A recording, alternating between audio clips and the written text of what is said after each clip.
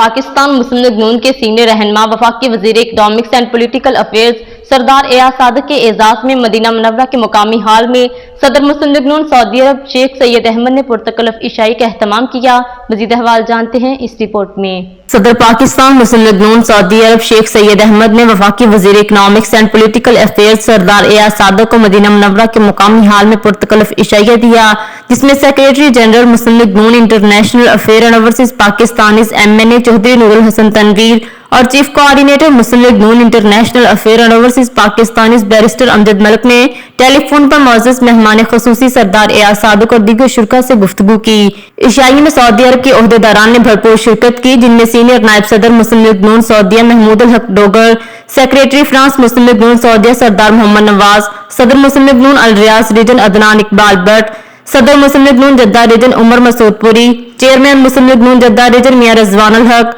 सदर मुस्लिम लीग नून मदीना मुनव्वरा Javed Iqbal Bhatt, chairman Medina मुनव्वरा मलिक इलाही अवान, सरप्रस्त मदीना मुनव्वरा चौधरी अकबर अली, सीनियर नायब सदर मुस्लिम लीग नून मदीना मियां अकरम, secretary general Muslim League Noon Medina Mohammad Irfan, मंशाला Sandhu, खजर सिंधु, मशहूर टिकटॉकर के अलावा कसीर तादाद में मुस्लिम लीगी वर्कर्स मौजूद थे।